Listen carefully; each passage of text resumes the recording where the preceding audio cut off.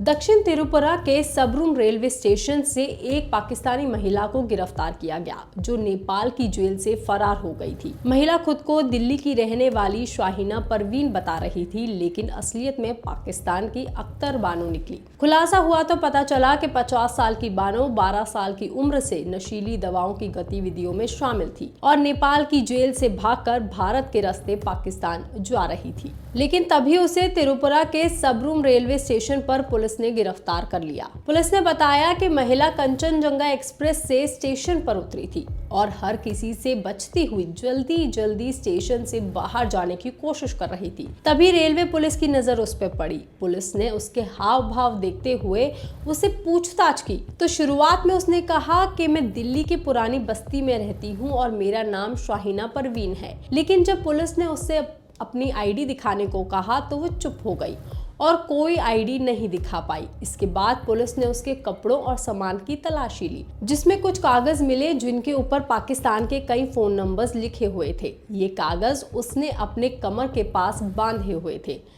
जिसे देख पुलिस का शक पक्का हो गया और फिर उसे कड़ी पूछताछ के लिए पुलिस ले गई।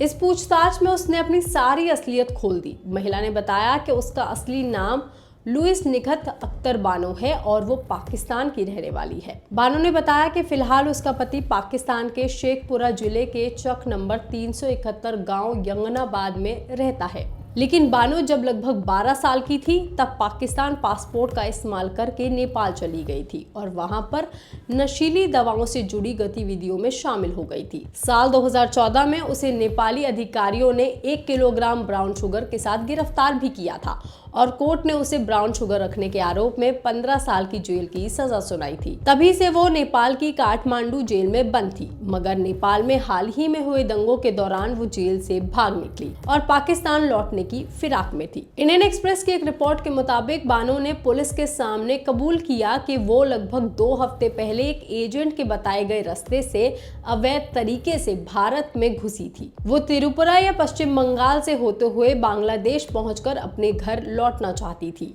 क्योंकि उसे कुछ पुराने एसोसिएट्स ने बताया था कि वो बांग्लादेश के रास्ते पाकिस्तान लौट सकती है और वो इसलिए भारत आई थी। लेकिन यहाँ मामला पूरा उल्टा ही पड़ गया, क्योंकि यहाँ पुलिस ने उसे गिरफ्तार कर लिया। बानो ने बताया कि उसने पहले पश्चिम बंगाल में घुसने की कोशिश की थी, लेकिन वो उसमें असफल हो गई, जिसके बाद उसने त्रिपुरा आने का प्लान बनाया और वो ट्रेन पकड़कर सबरूम स्टेशन आ गई और यहीं से वो बांग्लादेश जाने वाली थी। लेकिन यहीं पर उसे गिरफ्तार कर लिया गया।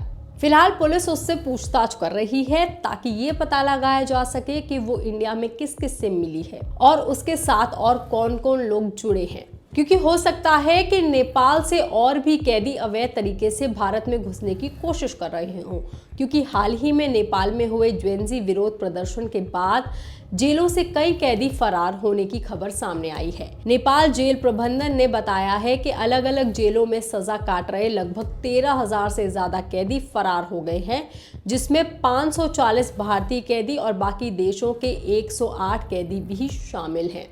भारतीय प्रशासन इसलिए भी सतर्क है क्योंकि भारत के त्रिपुरा का बांग्लादेश के साथ 856 किलोमीटर लंबा इंटरनेशनल बॉर्डर है, जिसमें कई जगह अभी भी फेंसिंग नहीं है, यानी कि कई तारें नहीं लगी हैं, जिसके चलते स्मगलिंग और इलीगल एंट्री के केसेस यहां पर अक्सर बढ़ते रहते हैं और अभी भी हो रहे हैं। इस खबर पर, इस जानकारी पर आपका क्या कहना है, आप हमें कमेंट करके जरूर बताएं। बाकी तमाम खबरों के लिए आप देखते रहिए लोकमत हिंदी।